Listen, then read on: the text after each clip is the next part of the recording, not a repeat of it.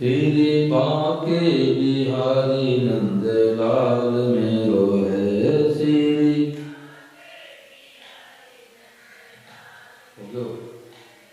राम राम राम राम राम राम राम राम राम राम। सबको राम जी राम राम जी राम। भगवते नमः भगवते नमः भगवते नमः। देखो, जैसे दुनिया में जानकार लोगों ने, वैज्ञानिकों ने खोज किए, कंप्यूटर, हवाई जहाज, मोबाइल, ऐसे हमारे संत महापुरुषों ने अध्यात्म जगत में आविष्कार किए। परम श्रद्धेय स्वामी जी राम सुखदास जी महाराज गीता के बड़े मर्मज्ञ हुए, तो उन्होंने खोज करके बातें ये निकाली कि एक बात को एक बार स्वीकार करने मात्र से कल्याण। बड़ी गहरी बात है, ध्यान दे सुनना, और किसी को नहीं जचे तो बाद में प्रश्न भी करना। एक बात को एक बार स्वीकार करने मात्र से कल्याण। जैसे विवाह एक बार हो जाता है तो क्या 20-30 साल बाद पंडित को फिर ढूंढते हैं कि पंडित जी विवाह पुराना हो गया, कहीं पत्नी पति को भूल जाए, पति पत्नी भूल जाए, फिर नया विवाह कराओ। विवाह के भले 90 साल बीत जाए, एक दूसरे भूली नहीं होती। क्यों नहीं भूली होती? ब्राह्मण देवता ने संबंध जुड़वा दिया। बेटा आज से तुम्हारी पत्नी है, बेटी आज से तुम्हारी पति है। ऐसे सत्संग क्या है? भगवान से संबंध जोड़ने का नाम सत्संग है। अभी हम लोगों ने संसार वालों संबंध जोड़ रखा था, पति मेरा, बेटा मेरा, पत्नी मेरी, बेटी मेरी, माता पिता मेरे, दादा दादी मेरे, मित्र मेरे, सहेली मेरी। उसके जगह पर सत्संग में बात मिल गई कि भाई जो मेरे मेरे जिनको कहते हैं उनकी तो सेवा कर दो। घर नहीं छोड़ना है, बाबा जी नहीं बनना है, उनकी तो सेवा कर दो और भगवान से संबंध जोड़ लो। आज महाराज जी ने कहा कि गलती क्या होती है कि हम मान तो लेते हैं परंतु बाद में भूल जाते हैं। क्यों भूल जाते हैं? कि हम उसको महत्व नहीं देते। महाराज जी ने कहा कि 1 रुपए का सिक्का गिर जाता है तो उसको ढूंढते हैं 1 रुपए का सिक्का कहाँ चला गया, और इतनी दामी बातें सुन लेते हैं कि छोड़ देते हैं। तो ऐसा नहीं सोचे कि हमारे अंदर गुस्सा आ गया तो भी मैं भगवान की नहीं हुई, हमारे अंदर लोभ आ गया तो भी भगवान के नहीं हुए। हम अच्छे हैं तो प्रभु आपके हैं, मंदे हैं तो आपके हैं। बेटा कपूत हो चाहे सपूत हो, पूत तो है ही। क्या माता पिता कह सकते हैं कि कपूत है इसलिए मेरा बेटा नहीं है? है तो मेरा ही कपूत बेटा है। तो हम सपूत नहीं है तो कपूत तो है ही। अब भगवान कृपा करके सपूत बना देंगे। तो महाराज जी ने याद दिलाया कि आप संदेह मत करो, कसौटी मत लगाओ, जड़ मत काटो, मूल मत काटो कि अभी हम भगवान के क्रोध आ गया तो भगवान के नहीं हुए। तो महाराज ने कहा आपने जड़ काट दिया। 2 उदाहरण महाराज जी देते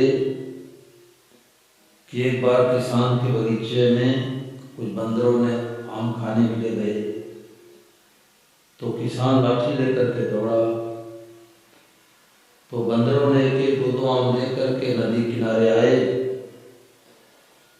और मीटिंग किए कि भाई बगीचा तो किसान ने लगाया है, तो हम लोगों को आम क्यों खाने देगा?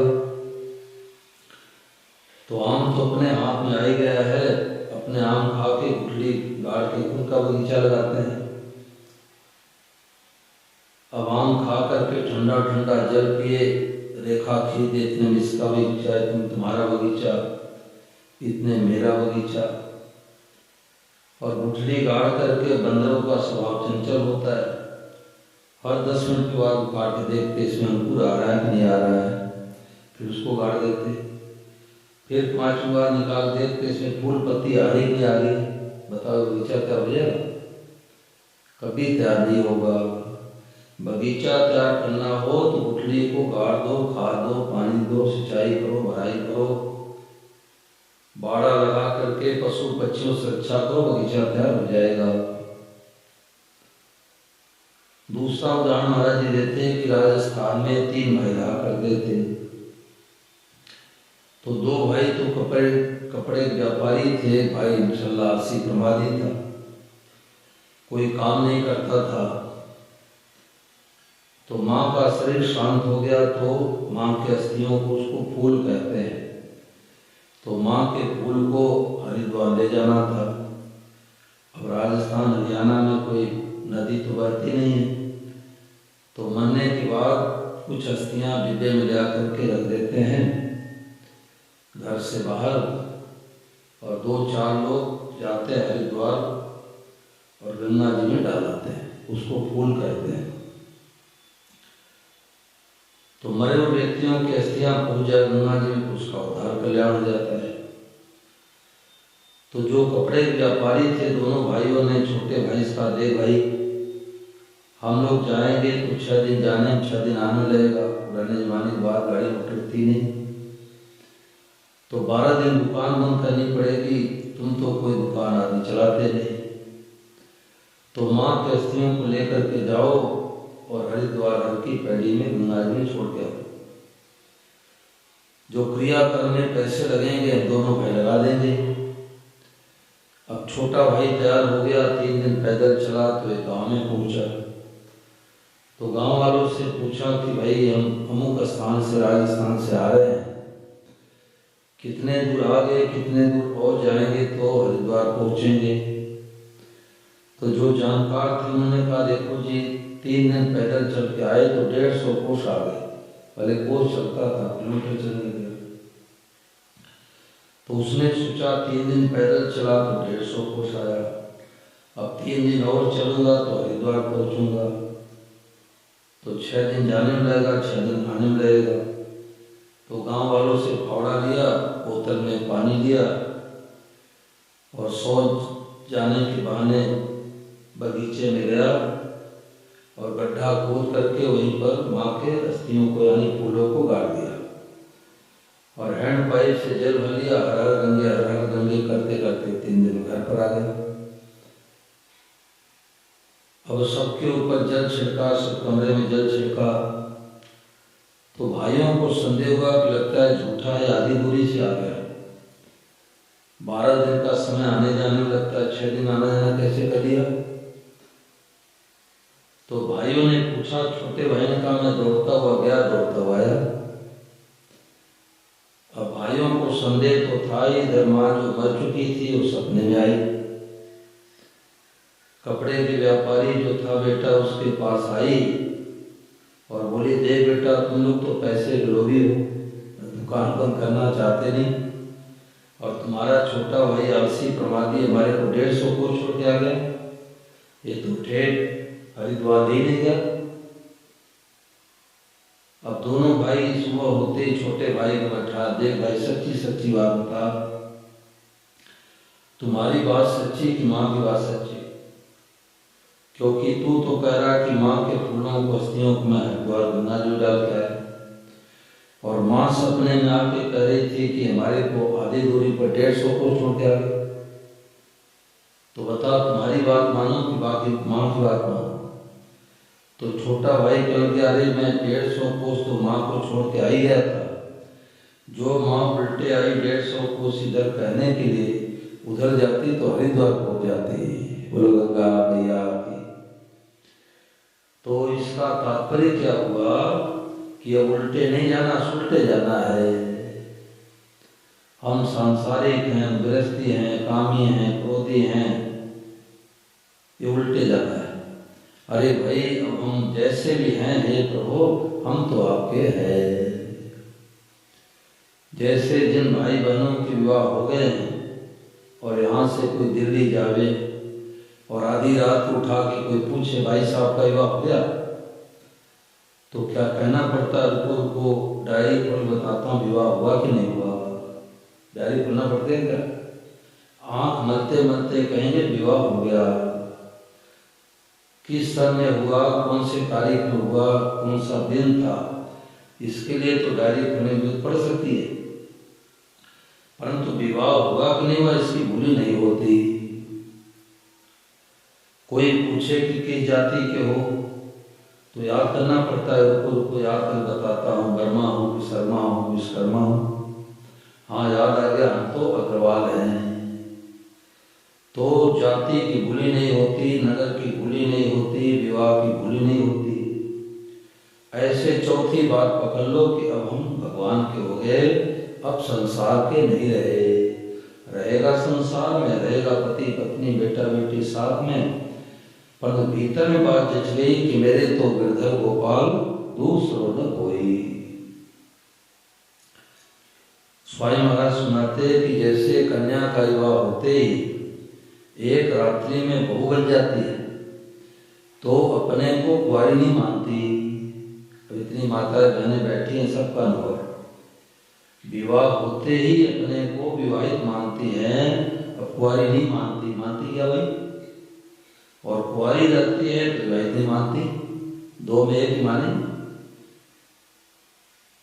ऐसे हम भगवान के हो गए तो संसार के नहीं रहे, और अपने को सांसारिक मानते, गृहस्थी मानते हैं, तो वे भगवान के नहीं हुए।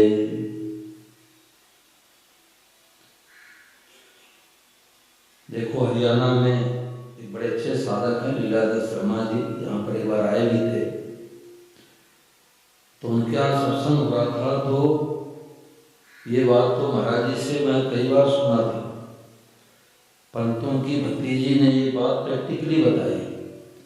उसने कहा कि महाराज जी, ये जीवन में हमारे तो घटना घटी है। मैंने कहा क्या घटना घटी? तो उसने कहा कि लगभग 3 महीने पहले हमारी बड़ी बहन की शादी हुई, तो ससुराल में गई तो मैं सुबह सुबह फोन मिलाया, तो धीरे धीरे बोल रही थी। अब बहू की तो बोली बदल जाती है, दूल्हे की चाल बदल जाती है, सबका अनुभव है। बहू धीरे धीरे बोलती है, क्यों? सास का डर, ससुर का डर, जेठ का डर, पति का डर।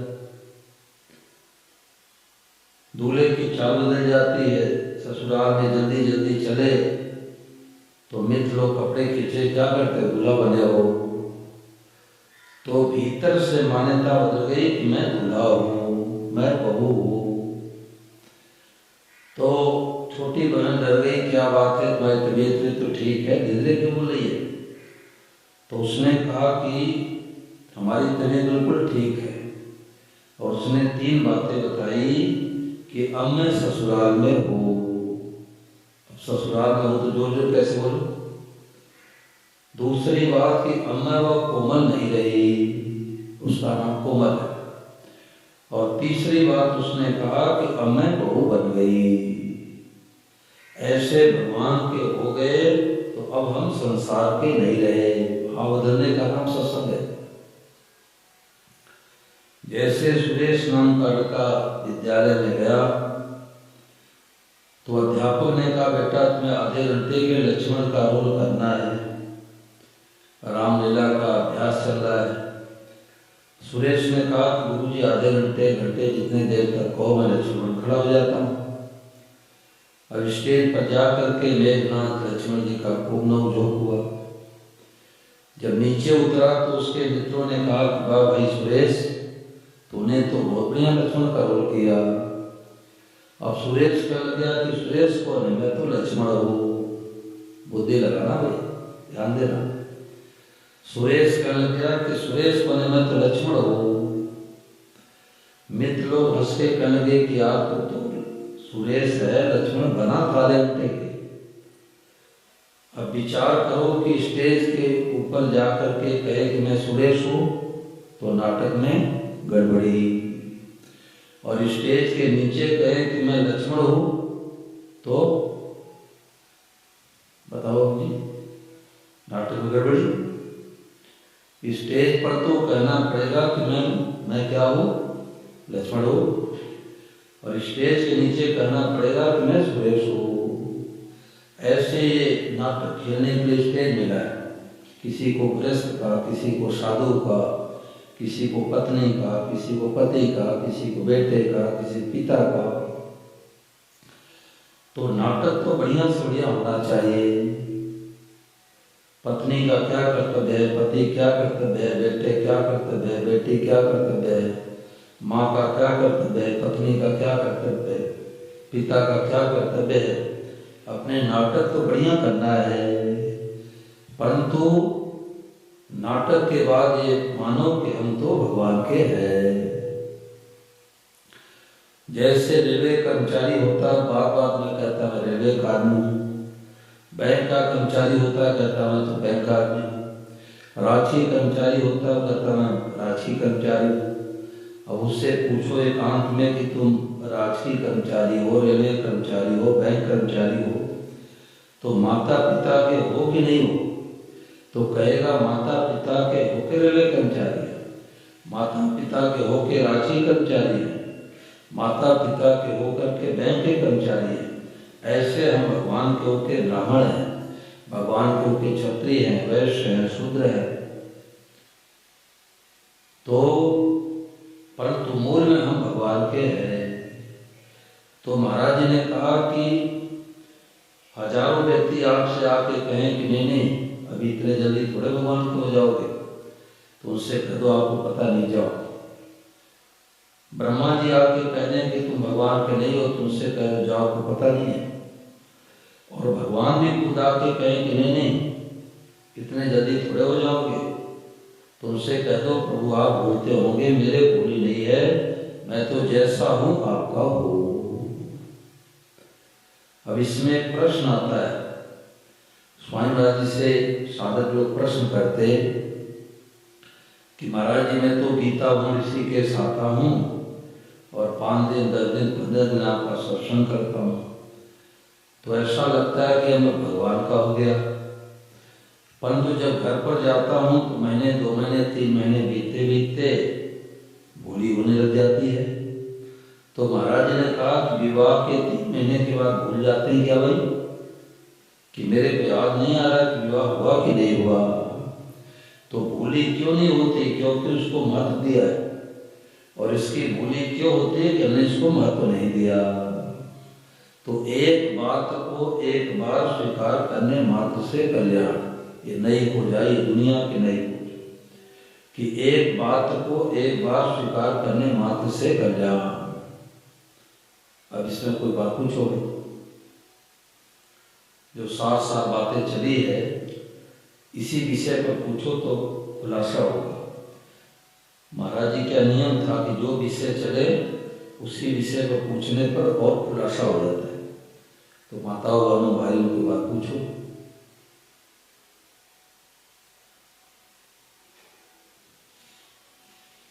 बोलो, कोई बहनों की बात पूछो।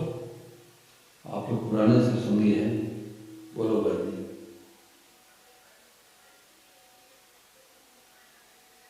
हाँ,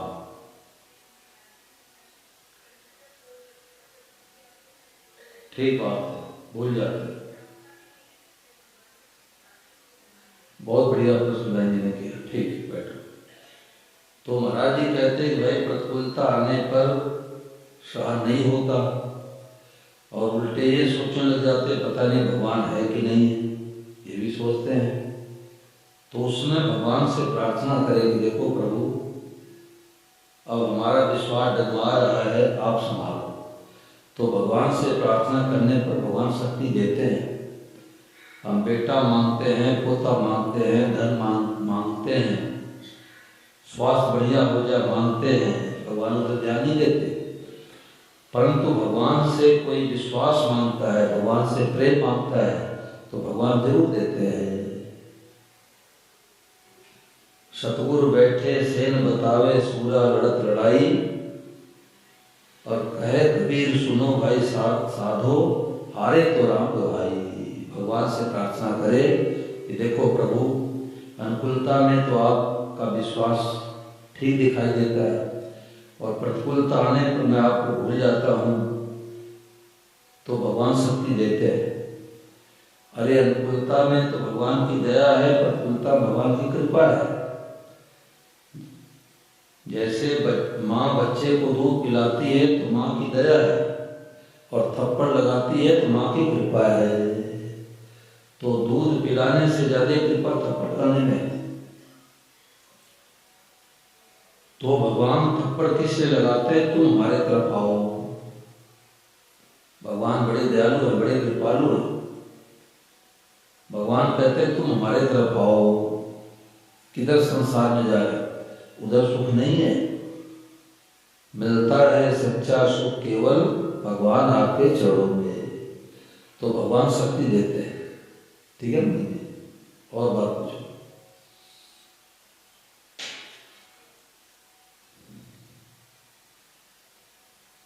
बताओ तिवारी, आपकी बात पूछो। ये नई खोज है कि एक बात को एक बार स्वीकार करने मात्र से कल्याण। अब चाहे गुरु बना करके भगवान से मन जोड़ो, और चाहे किसी की बात सुन करके भगवान से मन जोड़ लो, टोटल में आना चाहिए उत्तर कि हम भगवान के हो गए। अभी हम अपने को सांसारिक मानते, गृहस्थी मानते हैं। नहीं, सत्संग पता लग गया, अब हम भगवान के हो गए।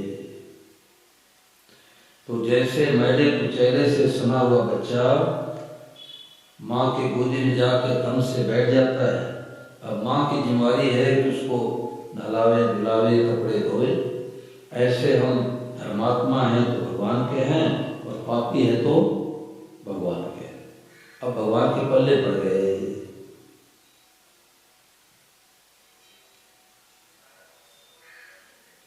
हैं। हाँ, भगवान प्राण मिटा देते हैं। भगवान सर्व समर्थ है ना। नियम तो ये है, साधारण नियम की कर्म प्रधान विश्व के जाके, और जो जस करे सो तस फल चाका, ये तो साधारण नियम है। परंतु भावे मेट सके त्रिपुरारी। भगवान सर्व समर्थ हैं, इसलिए प्रारब्ध को मिटा देते हैं। और कैसे मिटाते हैं? जैसे मान लो किसी के भाग्य में लिखा है कि 2 किलो का ईंट गिरने वाला है, 2 किलो का ईंट सिर पर गिरने वाला है, ये प्रारब्ध में था। तो भगवान क्या करते हैं कि अपने भक्तों के ऊपर 2 किलो का रुई गिरा देते हैं। 2 किलो का रुई गिरा दिए तो प्रारब्ध भी कट गया और उसको चोट भी नहीं आई। ये भगवान रियायत करते हैं, अपने भक्तों के पक्षपाती है। तो हम अच्छे काम करते हैं, तुम्हारे रेखाएं बदल जाती है। गाय की सेवा करो, माता पिता की सेवा करो, समाज की सेवा करो, तो हमारे प्रारब्ध यानी भाग बदल जाते हैं। टेढ़ी रेखा सीधी हो जाती है, और गलत काम करते तो सीधी रेखा भी टेढ़ी हो जाती है। ये बात है।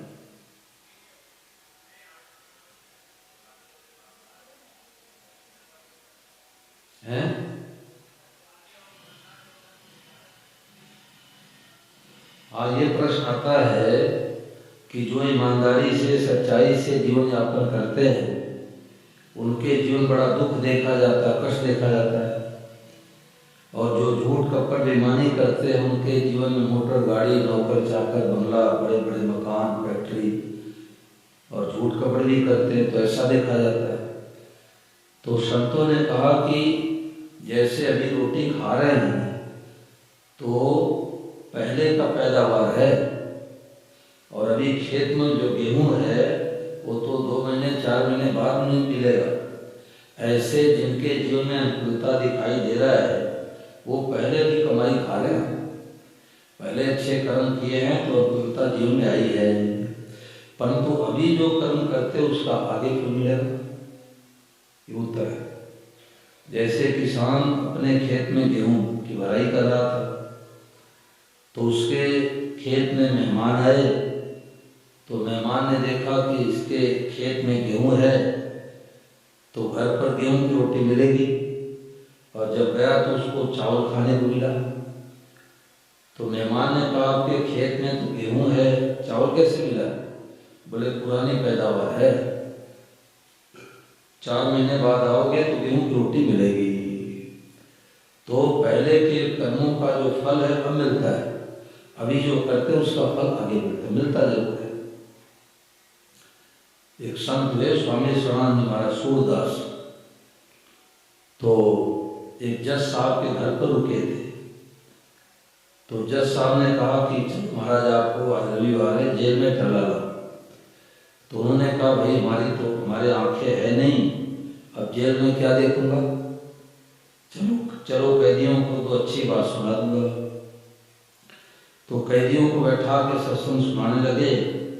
तो एक कैदी चौड़ माथा टेक के रोने लग गया कि महाराज उस व्यक्ति की हत्या हमने नहीं की है, परंतु आपके जो ये जज साहब हैं हमारे को फांसी की सजा सुना दी। तो स्वामी शरणानंद महाराज पर इस बात का असर पड़ा। तो उन्होंने जज साहब से पूछा कि भाई ये कैदी तो निर्दोष है, तुमने फांसी की सजा कैसे सुना दी? जज साहब ने कहा कि जितने सबूत मिल रहे हैं यही मिल रहे हैं कि इस व्यक्ति ने उस व्यक्ति की हत्या की है। तो स्वामी शरणानंद महाराज एक आंख में लेकर के गए उस कैदी को, और कंधे पर हाथ रख करके पूछने लगे कि उनके देखो भाई, यहाँ पर हम और तुम दो ही हो, तीसरा कोई है नहीं। सच्ची सच्ची बात बताना कि उस व्यक्ति की हत्या तुमने नहीं की है जिसके कारण से तुम्हारे को फांसी मिल गई। वैसे तुमने अपने जीवन में कितने व्यक्तियों को मारा है? तो उसने कहा महाराज यहाँ कोई है नहीं हमारे आपके सिवा, हमने इस व्यक्ति को तो नहीं मारा है, परंतु अपने जीवन में 3 व्यक्तियों को मारा है। तो स्वामी शरणानंद ने कहा भाई तूने 1 को मारा, 2 को मारा, 3 को मारा, अब पाप का घड़ा भर गया, अब उसी का दंड मिला है। तो कब के तुझे कर्मों का फल कब मिलता है, इसका लेखा जोखा भगवान के पास है। नहीं चले उसके घर रिश्वत, नहीं चले चालाकी, भैया उसके लेन देन की नीति बहुत है बाकी। डरते रहो ये जिंदगी बेकार न हो जाए, सपने में किसी जीव का अपमान न हो जाए। करो तो हित करो, अहित अपने वैरी कभी मत सोचो। ये बात है। और बताओ जो विषय चला इस पर भी कोई बात पूछो। जो आज का विषय चला कि एक बात को एक बार स्वीकार करने मात्र से सदा के लिए सत्संग हो जा, इसमें कोई शंका पूछो।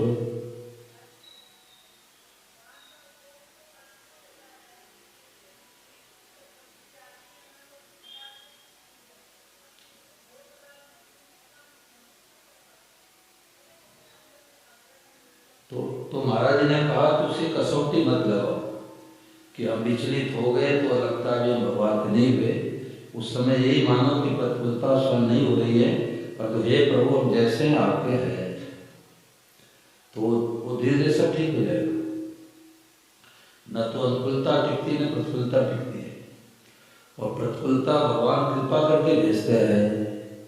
देखो हमारे को स्वामी महाराज की पुस्तक मिली सन 88 में, 36 साल पहले कोई कलकत्ता से ला करके 1-2 तो अखंड ज्योति पुस्तक दी, और एक समय का प्रवचन कोई सेठ साहूकार छपवा रखे होंगे, वो प्रवचन हमारे को दिए। तो मैंने अखंड ज्योति पढ़ के ऐसे रख दिया। स्वामी महाराज जी की पुस्तकों में बड़ी विशेषता है कि महाराज जी की पुस्तकें प्रभाव डालती है। क्यों? क्योंकि महाराज जी का ये भाव था कि पढ़ते ही जीव का उद्धार कल्याण हो जाए। तो पुस्तक में मैंने क्या पढ़ा कि अनुकूलता भगवान की दया है, प्रतिकूलता भगवान की कृपा है। तो आधी बात तो उसमें आ गई कि घर में बेटा जन्मे, पोता जन्मे, मकान बने, दुकान बने, प्लाट बने, फैक्ट्री लेवे, इसमें भगवान की दया है। परंतु घाटा लग जाए, निंदा हो जाए, तिरस्कार हो जाए, अपमान हो जाए, इसमें कौन सी कृपा है? तो मैंने सोचा कि ये साधु महात्मा संसार से चले जाते हैं, उसके बाद उनकी पुस्तकें छपती है, सत्संग मिला नहीं था मेरे को। तो महाराज जी की पुस्तक में एक विलक्षणता है कि छोटा सा उदाहरण देते हैं और उदाहरण पढ़ते समाधान हो जाता है।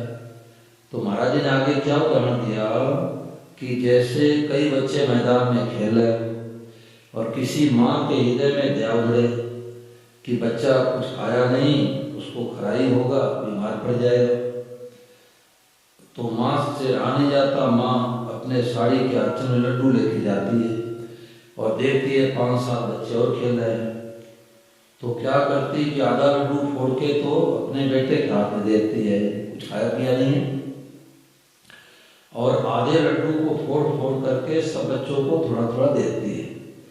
परंतु यदि सब बच्चे उद्दंडता करे तो थप्पड़ किसको लगाती भाई? अपने को। दूसरे को लगावे तो लड़ाई होने लग जाए, तो हमारे बेटे थप्पड़ लगाने वाली कौन है? यही बात लग गई। यही बात लगी कि अनुकूलता भगवान की दया है, प्रतिकूलता भगवान की कृपा है, और जब तक प्रतिकूलता नहीं आती ये जीव भगवान में नहीं लगता। ये जीव का स्वभाव है। लगता है कि धन हो जाने पर खूब दान पुण्य करेंगे, कथा कराएंगे, नहीं होता। कलकत्ता के एक सेठ जी थे, तो कपड़े की दलाली करते थे। तो उन्होंने स्वामी महाराज से कहा कि महाराज जी ऐसे ऐसे सेठ साहूकार पड़े हैं कि कई पीढ़ियों तक कोई काम धंधा नहीं करे तो भी उनके रोटी कपड़े मकान की तंगी नहीं रहेगी, ऐसे लोग सत्संग क्यों नहीं आते? तो महाराज जी ने कहा कि जब उनको दलाली में ज्यादा रुपया आया, कारोबार बढ़ गया, तो खुद का सत्संग आना कम हो गया। तो लगता है कि अनुकूलता में हम सत्संग करेंगे, परंतु अनुकूलता में मनुष्य गफलत करता है, धन के अभिमान में भूलता है और भगवान को भूलता है। दुख में सुमिरन सब करे, सुख में करे कोय, और जो सुख में सुमिरन करे तो दुख काहे को हो। तो प्रतिकूलता में हमारे पुराने पाप नष्ट होते हैं और भगवान की तरफ स्वतः बढ़ता है। जिसको थोड़ा भी सत्संग मिला है और सत्संग नहीं मिला है वो तो सीधे आत्महत्या कर लेता है। तो चाहे अनुकूलता आवे चाहे प्रतिकूलता आवे, दोनों भगवान की दया और कृपा भरी है, ये बात है। और बताओ भाई,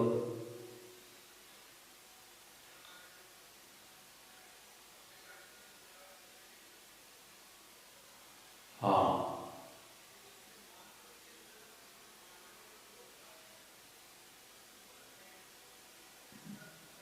जैसे मान लिया,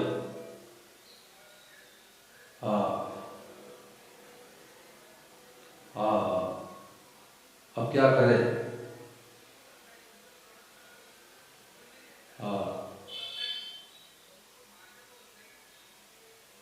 ठीक बात, बहुत बढ़िया प्रश्न है भाई, बहुत अच्छा प्रश्न है कि जैसे पति पत्नी वर वधू का संबंध जुड़ गया तो वो सब गृहस्थ बन जाते हैं। ऐसे भगवान के हो गए तो क्या करें? ये पंचामृत लिखा हुआ है कि पहली बात हम भगवान के ही हैं, अब घर किसका है? भगवान का। अपना मानते हैं तो बेईमानी है। अब घर भगवान का है, और जो शुभ काम करते किसका काम करते हैं? भगवान का। अब वो नौकरी करेंगे, व्यापार करेंगे, बिजनेस करेंगे तो झूठ कपट नहीं करेंगे। पहले तो झूठ कपट भी करते थे, अब झूठ कपट बेईमानी नहीं करेंगे। क्यों? हमें तो भगवान का काम करना है भाई, हम भगवान के हो गए, और भगवान के हो गए तो भोजन भी पाएंगे, शुद्ध सात्विक ठाकुर भोग लगा के पाएंगे तो भगवान का प्रसाद हो गया। और पांचवी बात है, भगवान का दिया प्रसाद से, भगवान के दिए प्रसाद से भगवान के जनों की सेवा करते हैं। तो भगवान का दिया प्रसाद क्या है? हम खेती करते हैं, अनाज मिलता है, नौकरी व्यापार करते हैं, रुपया मिलता है, इससे कुटुंबी संबंधी भगवान के जन हैं। तो हमारा 24 घंटे का भजन शुरू हो गया। अब प्रश्न उठता है कि गृहस्थ में झूठ कपट बेईमानी करना ही पड़ता है? ये ऐसा नियम नहीं भाई। चाहे साधु हो चाहे गृहस्थी हो, झूठ कपट के लिए किसी के लिए स्थान नहीं है। झूठ कपट करेंगे तो उसका दंड मिलेगा। तो जैसे कन्या अपने को विवाहित मानते ही, बहू मानते ही अपने कुंवारी नहीं मानेगी, ऐसे संत महात्मा गुरु बता दिए बेटा आज से तुम भगवान के हो गए, आज से तुम भगवान की हो गई। तो अब हमारा पुराना जो जीवन था बदल गया, अब नया जीवन शुरू हो गया कि अब हम भगवान के हैं। बोलो इसमें संशय, बोलो। हमारा भाव परिवर्तन होना चाहिए। भगवान से संबंध जोड़ते हमारा भाव परिवर्तन होना चाहिए कि अब हम झूठ नहीं बोलेंगे, कपट नहीं करेंगे, जालसाजी नहीं करेंगे, किसी को धोखा नहीं देंगे। पहले तो ग्राहकों से झूठ बोलते थे, बढ़िया माल दिखा के घटिया माल पैकिंग कर देते थे। अब बढ़िया माल दिखाएंगे, बढ़िया पैसे लेंगे। कम दर्जे का माल रहेगा तो कम पैसे लेंगे। क्यों? भगवान के हैं। और भगवान के होकर के झूठ कपट बेईमानी भी करता रहे तो भाई मिश्री का स्वाद नहीं आएगा। जैसे दो चीटियां थी सगी बहनें, तो एक का विवाह तो हुआ मिश्री के पहाड़ पर और एक बहन का विवाह हुआ नमक के पहाड़ पर। तो मिश्री के पहाड़ वाली गई अपने बहन के घर पर नमक के पहाड़ वाली के यहाँ, तो थाली में उसको नमक आया खाने को, तो मिश्री की पहाड़ वाली ने जब मुख में डाला तो थूक दिया। अरे बहन तुम्हारे घर में मिश्री नहीं है क्या? तो नमक की पहाड़ वाली चीटी कहने लगी कि बहन मिश्री क्या होती है, इससे भी कोई मीठी चीज होती है क्या? उसने कहा तो खारा नमक है इसमें, तो मिश्री का लेश मात्र भी नहीं है। तुम हमारे घर पर आना, तुम्हारे को मिश्री खिलाऊंगी। तो जो नमक की पहाड़ वाली थी तो अपने मुख में मिश्री लेकर के गई रिश्तेदारी। तो थाली में उसको मिश्री आया तो नमक की डली तो मुंह में पड़ी थी, ऊपर से मिश्री खाई। तो उसकी बहन ने पूछा बता स्वाद कैसे आ रहा है? तो नमक की पहाड़ वाली मिश्री बोली कि हाँ ठीक ही आ रहा है। तो उसकी बहन ने कहा कि ठीक ही आ रहा है, इसका मतलब ठीक नहीं आ रहा है। तो मुख में कुछ डाल तो नहीं रखी है, मुख खोल देखा रे नमक की डली पड़ी है। अब नमक की डली थूक, और जब थूक करके मिश्री खाया और मिश्री के पहाड़ वाली बहन ने पूछा बता स्वाद कैसे आ रहा है? उसने कहा हल्ला मत करो खाने दो। तो नमक की डली पकड़े पकड़े मिश्री का स्वाद नहीं आएगा। झूठ भी बोले, कपट भी करे, जालसाजी भी करे, बैर भी करे, धोखा भी देवे और भगवान की प्राप्ति हो जाए, असंभव बात है।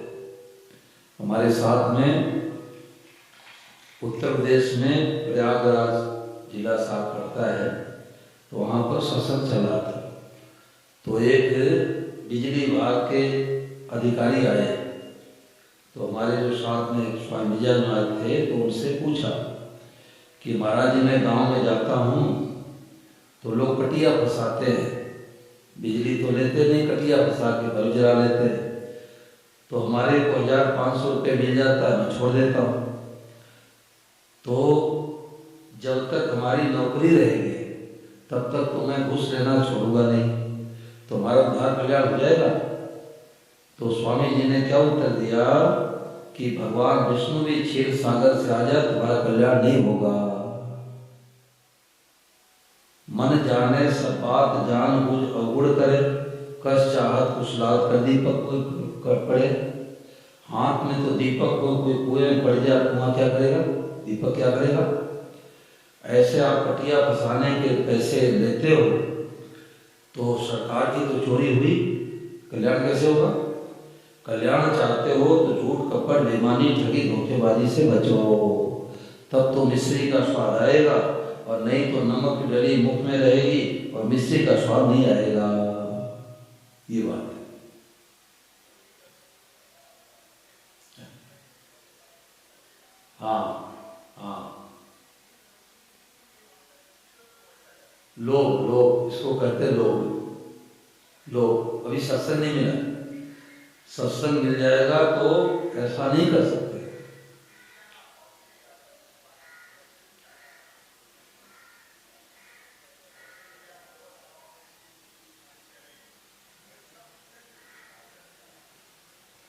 तो भाई मिश्री और नमक की डली का स्वाद नहीं आएगा, दोनों एक साथ रहेगा तो मिश्री स्वाद नहीं आएगा। मिश्री का स्वाद चाहिए तो नमक की डली निकालना पड़ेगा। बोलो गिरधर गोपाल की। इसलिए तो बात कही जाती है स्वरूप भगवान को देखो, तो भगवान से झूठ कैसे बोलेंगे, भगवान से ठगाई कैसे करेंगे, भगवान से कपट कैसे करेंगे, भगवान को गाली कैसे देंगे। तो ये सबसे ऊंचा उपाय है कि सब रूपों में देख के क्या कहना है, भगवते नमः। सब रूपों में भगवान है भाई, और किसी से झूठ नहीं बोलेंगे, कपट नहीं करेंगे, जालसाजी नहीं करेंगे, क्योंकि सब रूपों में भगवान है। बोलो गिरधर गोपाल की। चलो 10-15 मिनट के लिए तो बात सब चलते।